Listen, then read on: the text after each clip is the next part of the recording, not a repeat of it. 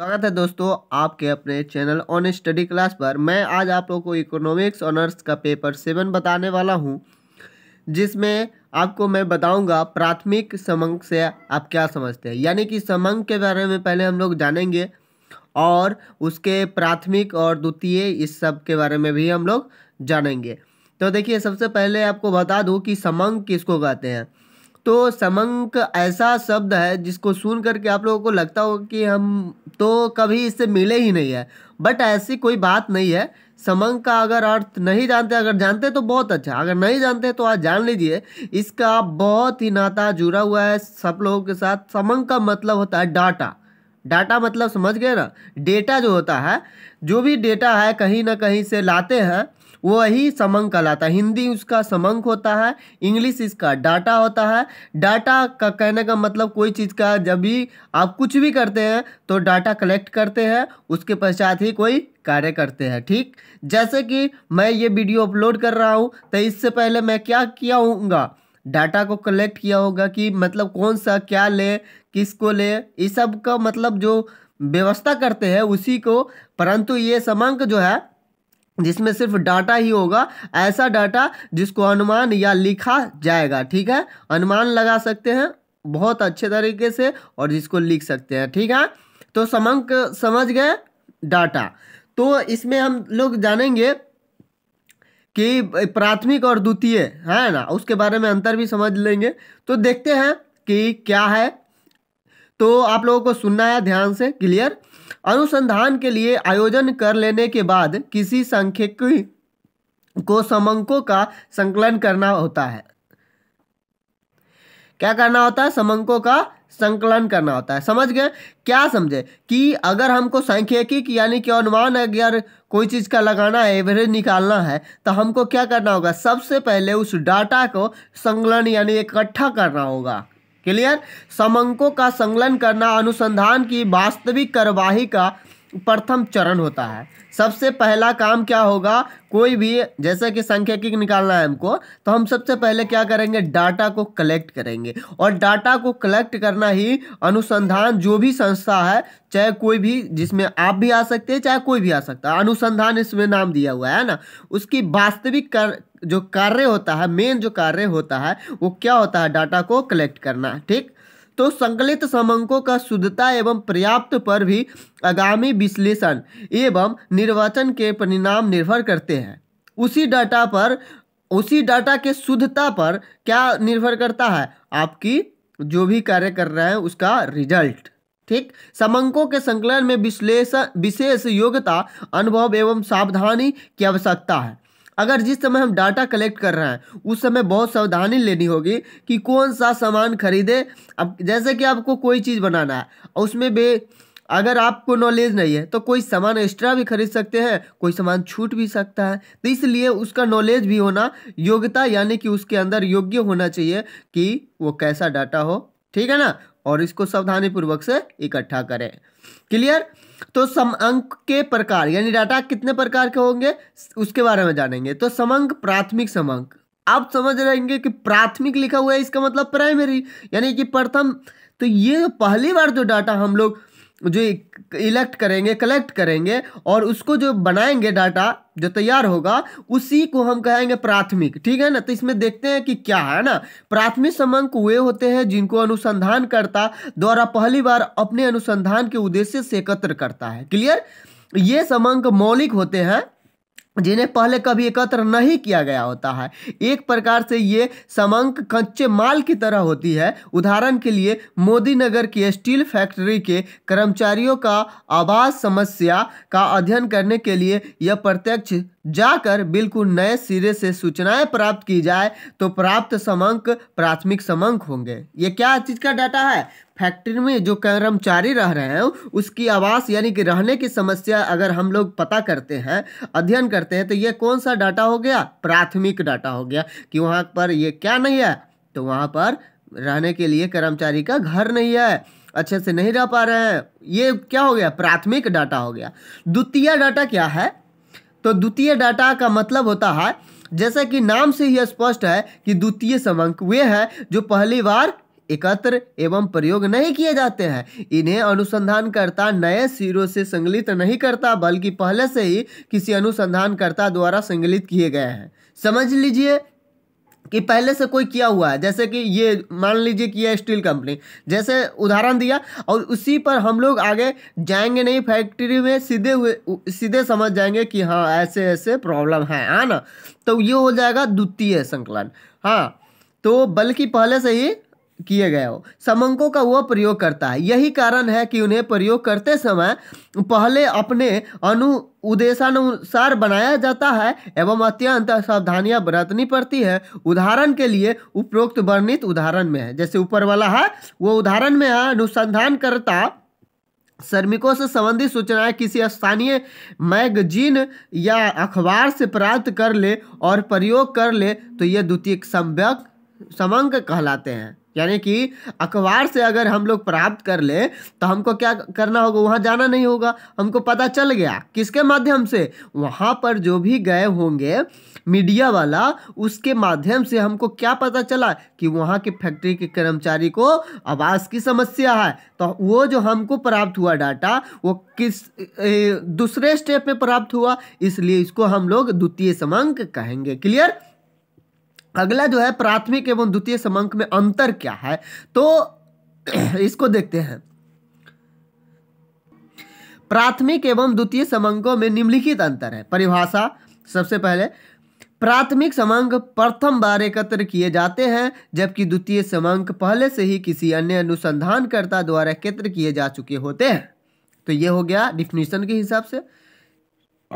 अब देखते हैं अगला, मौलिकता। मौलिकता के आधार पर तो प्राथमिक समंकों में मौलिकता यानी कि ओरिजिनलिटी जो होता है वो पाई जाती है, क्योंकि ये ओरिजिनल होता है, जबकि द्वितीय समंकों में मौलिकता नहीं होती है। मौलिकता का प्रथम अनुसंधानकर्ता के लिए ही होते हैं।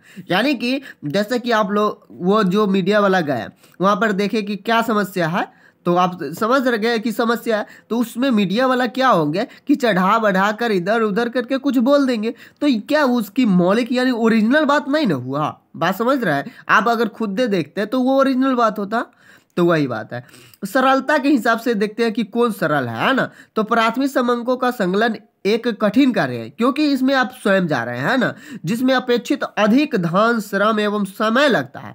दूसरी ओर द्वितीयक समंकों को प्राप्त करने सरल कार्य है और इसमें कम धन, समय एवं श्रय व्यय होता है। जैसे कि सिंपल सी बात है, हम लोग जब पढ़ते हैं तो क्या करते हैं, अगर हम खुद अगर कोई मतलब पढ़ना स्टार्ट कर दे, कोई अगर मैथ है तो बनाना स्टार्ट कर दे, तो कहीं ना कहीं बहुत समय के पश्चात बनेगा ही, परंतु अगर कोई बता दे तो वही 1-2 मिनट में बन जाएगा। अगर हम खुद अगर उसको बनाने पे भीड़ जाए तो क्या हो सकता है कि कई दिनों तक लग सके, नहीं समझ में आए, फिर समझ में आए, तो ये टाइम जो है इसमें क्या होगा, लॉस होगा, है ना। तो इसलिए इसमें धन बहुत चीज़ का लॉस होगा, इसलिए दूसरा से लाभ है ना। दूसरी ओर द्वितीयक समंकों को प्राप्त करना सरल कार्य है और इसमें कम धन, समय एवं श्रम व्यय होता है। बात समझ गए ना, जैसे कि आप लोग जानते ही है। तो चलिए अगला जो है प्राप्त और स्रोतों की भिन्नता के आधार पर देखते हैं कि क्या है दोनों में अंतर। तो दोनों प्रकार के समंकों को प्राप्त करने के ढंग अलग अलग होते हैं। प्राथमिक समंक प्रत्यक्ष रूप से अनुसंधानकर्ता एकत्र करता है, जबकि द्वितीय समंक में प्रकाशित या अप्रकाशित साधनों से प्राप्त कर लिए जाते हैं। उद्देश्य में भिन्नता। उद्देश्य में भिन्नता के आधार पर हम क्या कर सकते हैं कि प्राथमिक समंक उद्देश्य के अनुकूल होते हैं, जबकि द्वितीय समंकों को उद्देशानुसार बनाना पड़ता है। जैसे कि आपको उसकी जरूरत है, उसी अकॉर्डिंग ना आप न्यूज सुनिएगा, आपको उसी अकॉर्डिंग ना कार्य करना होगा। जैसे कि आपका जो प्रॉब्लम उसी अकॉर्डिंग आप न्यूज सुनिएगा। तो ये हो गया उद्देश्य अनुसार क्या है कि बनाया जाता है ना, वही बात समझना है। संशोधन क्या है, तो प्राथमिक समंकों में बहुत कम संशोधन करने पड़ते हैं क्योंकि वे उद्देशानुसार एकत्रित किए जाते हैं, जबकि द्वितीय समंकों में व्यापक संशोधन करने पड़ते हैं कि वो जो आप कहानी सुन रहे हैं वो कैसा है, क्या आपके ऊपर मतलब सेम टू सेम हो रहा है कि नहीं हो रहा है, क्या है, मतलब सारे रीजन इसका फिर करेक्ट करना पड़ता है द्वितीय में। इसलिए संशोधन में ये ज़्यादा संशोधन करना पड़ता है। सावधानियां में क्या है इस दोनों में अंतर, तो प्राथमिक समंकों के प्रयोग में कम सावधानियां बरतनी पड़ती है, जबकि द्वितीय समंकों के प्रयोग से पूर्व कई सावधानियां बरतनी पड़ती है। जैसे पुराने संकलनकर्ता का उद्देश्य, योग्यता, उपलब्ध समय आदि का ध्यान रखना पड़ता है। अगर इस बातों का अगर ध्यान नहीं रखते हैं तो मैं पहले ही बता चुका हूं कि मीडिया वाला है चाहे कोई भी व्यक्ति है, उसको क्या कर सकता है, बढ़ा चढ़ा कर इधर उधर भी कर सकता है। तो आपको उसके उद्देश्य को समझना है, योग्यता को समझना है, सारे चीज़ को समझ करके उसको अपने अंडर में लेना है। प्राथमिक समंकों को एकत्र करने की रीतियाँ।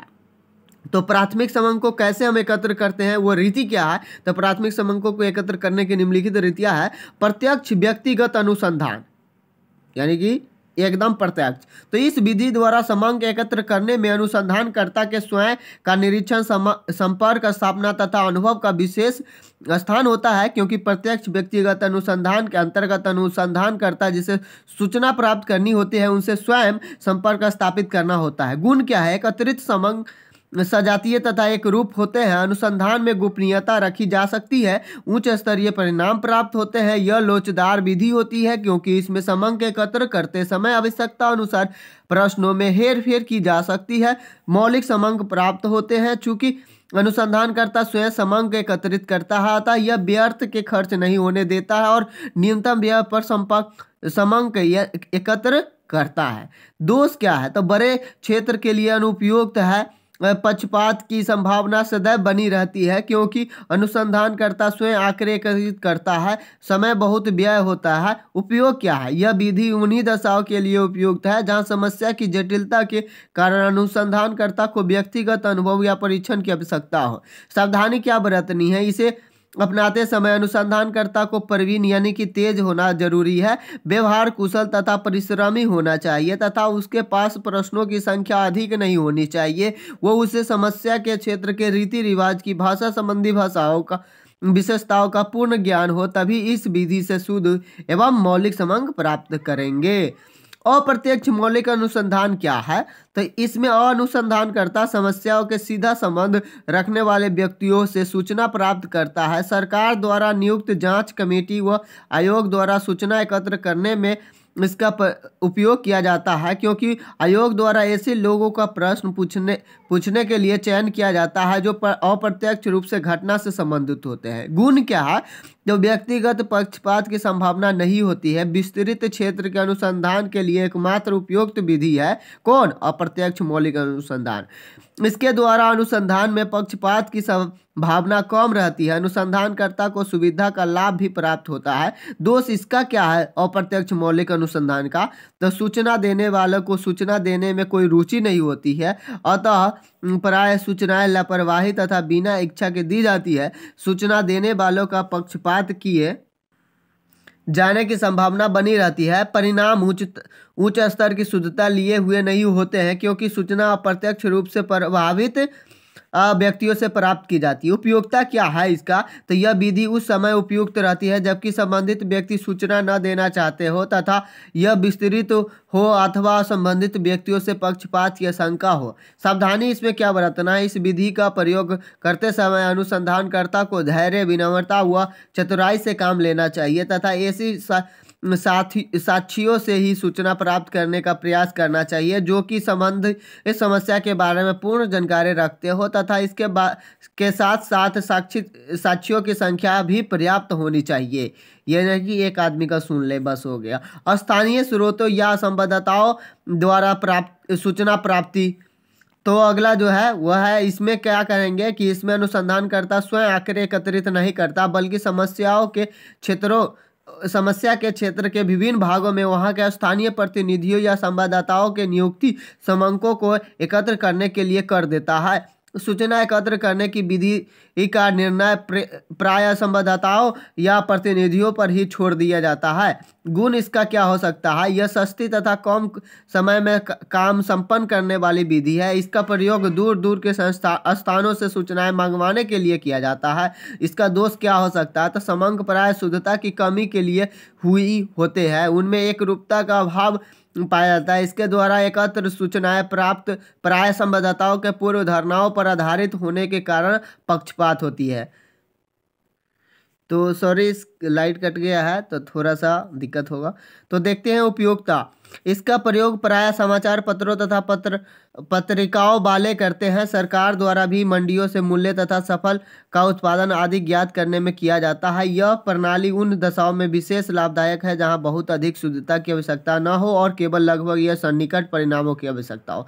देखिए, मैं जो ये सारे पॉइंट है उस सब का मेन एक ही उद्देश्य है कि आप स्वयं जा करके डाटा कलेक्ट कीजिए, तभी आपको पूर्ण यानी कि 90% से ऊपर शुद्ध मिलेगा, नहीं तो नहीं मिलेगा। तो आपको इतनी बात ध्यान में रखना है, चाहे कोई भी आए, जो भी सूचना प्राप्त हो, आपको क्या होगा, उसमें दोष होगा ही। क्लियर? तो परंतु कहीं ना कहीं इसमें फायदा ये रहता है क्योंकि एक आदमी कहाँ कहाँ का डाटा कलेक्ट करेगा, इसलिए ये इसमें बहुत से अगर यूज है तो यूजलेस भी है, मतलब विदाउट खर्चा भी है और खर्चा भी ज़्यादा है और डाटा भी सही नहीं हो सकता, परंतु डाटा काम का भी हो सकता है। इसलिए इस सबको जानना है और इसको ध्यान में रखना है। डाक द्वारा प्रश्नावली भेजने की विधि। तो देखिए, इस विधि में अनुसंधानकर्ता समस्या से संबंधित प्रश्नों की सूची तैयार करता है और उस प्रश्नावली की अनेक छायाप्रति करके सूचना प्रदान करने वाले व्यक्तियों के पास डाक से भेज दिए जाते हैं, जिन्हें सूचना देने वाले व्यक्ति उत्तर देकर अनुसंधानकर्ता के पास वापस भेज देते हैं। प्रायः अनुसंधानकर्ता प्रश्नावली भेजते समय एक अनुरोध करता है कि समस्या को सुलझाने में उसे आपकी आवश्यकता है तथा यह भी आश्वासन देता है कि आपसे प्राप्त तथ्य सूचनाएं पूर्ण गुप्त रखी जाए। बात समझ रहे? फिर इसमें भी कुछ होगा दोष। गुण दोष क्या है? यदि सूचनादाता व्यक्ति बुद्धिमान हो तो यह एक उत्तम विधि है क्योंकि इससे सूचना प्राप्त करने में अधिक समय नहीं लगता है। लेकिन यदि सूचनादाता अशिक्षित हो तो संभव है कि प्रश्नावली बिना उत्तर दिए ही वापस कर दे अथवा गलत उत्तर भर दे। ये भी हो सकता है। आप भेजें कि हाँ बताइए कि इस गांव में क्या है, आप थोड़ा सा इसको डिटेल दिखाइएगा कि वहाँ पर नदी है, वहाँ पर कैसा है, ज़मीन उपजाऊ है, और वो उसको पता नहीं है, वो कुछ भी भरवा करके भेज दिए तो क्या सूचना गलत आ जाएगा ना। इसलिए मैं पहले ही बताया हूँ, फिर से बता रहा हूँ कि जो भी डाटा आएंगे अगर पर्सनली आप नहीं देखे हैं तो इस पर दोष बहुत आएंगे, है ना। इस विधि की सफलता इन बातों पर निर्भर करती है कि सूचनादाता का ज्ञान व उनकी योग्यता, प्रश्नावली का निर्माण एवं सूचनादाता की प्रतिक्रिया। यदि समस्या क्षेत्र विस्तृत है और सूचनादाता शिक्षित हो तो इसका प्रयोग करके समय व धन की बचत की जा सकती है। ठीक है। अगला जो है गणकों यानी कि डाटा द्वारा अनुसूची भरवा कर सूचना प्राप्ति करना। इसमें प्रश्नावली को कुछ चुने हुए एजेंटों को सूचनादाता के पास साक्षात्कार लेने के लिए भेजा जाता है। इन एजेंटों को गणक या प्रगणक कहते हैं। इन्हें वेतन पर या अवैतनिक रूप से नियुक्त किया जा सकता है। भारत की गणना करते समय सूचना संगणकों द्वारा ही प्राप्त की जाती है। इसका गुण क्या है, दोष क्या है? व्यक्तिगत अनुसंधान के लिए यह खर्चीली विधि है, लेकिन अन्य विधि की अपेक्षा प्रगणों द्वारा भरी गई सूचियाँ अधिक सही है, वो विश्वसनीय होती है। ये ठीक है थोड़ा सा, क्योंकि आप जिसको काम पर रखे हुए हैं वो आपके साथ ऐसे थोड़ी ना करेंगे, ठीक है ना। तो इसलिए यदि सूचियां सही तैयार की गई हो तो प्रगणक सही सूचना एकत्र करने में सफल हो सकते हैं। इसके विपरीत अयोग्य प्रगणकों द्वारा सही निर्देश नहीं दिए रहने पर सूचनाएं गलत एकत्र होगी। तो उसको पहले ही आपको बता देना है कि कैसी डाटा लाना है ना। तो सारे अगर जानकारी दे करके उसको भेजते हैं तो आपका डाटा बहुत अच्छा होगा। वास्तव में इस विधि का उपयुक्त या अनुपयुक्त प्राय अनुगणकों के ऊपर निर्भर करती है, क्योंकि यदि प्रगणकों में निर्दोषों को समझने का ज्ञान, लोगों में सूचना निकाल सकने की कुशलता, सूचनाओं को सही लिखने की योग्यता तथा विनम्रता, दूरदर्शिता का गुण है तो निसंदेह इसके द्वारा संग्रहित समग्र यानी डाटा उच्च श्रेणी के होंगे। प्रश्नावली बनाते समय विशेष ध्यान देने का आवश्यकता होती है। यदि प्रश्नावली ठीक नहीं है तो परिणाम भ्रमात्मक होंगे। अतः प्रश्नावली बनाते समय प्रश्नों की स्पष्ट संख्या, क्रमानिर्धारण, इकाइयों, शुद्धता का स्तर, निर्देश आदि का पूर्ण ध्यान रखा जाना चाहिए। उपरोक्त सभी विधियों अपने अपने दृष्टिकोण से उत्तम है। यह कहना है कि कौन सी प्रणाली उचित है कठिन होगा, क्योंकि अनुसंधान की प्रकृति, उद्देश्य है तो शुद्धता का स्तर आर्थिक साधन उपलब्ध समय बहुत सीमा तक प्रभावित करते हैं, अतः उपरोक्त तथ्यों को दृष्टिगत रखते हुए सही विधि का चयन करना चाहिए। तो इस तरह से हम लोगों ने देखा कि समंक किसको कहते हैं, प्रथम समंक और द्वितीय समंक में अंतर समझे। तो आप लोगों को ये वीडियो अच्छा लगा हो तो इसको लाइक कर दीजिएगा, और इस चैनल पर नए हैं तो इसको सब्सक्राइब कर लीजिएगा। लेंदी हो जाता है वीडियो, बट क्या कर सकते हैं, थोड़ा सा समझाने की कोशिश करते हैं। अगर समझ जा रहे आप लोग तो लाइक ज़रूर कीजिएगा। Thank you for watching. फिर मिलते हैं नेक्स्ट वीडियो में।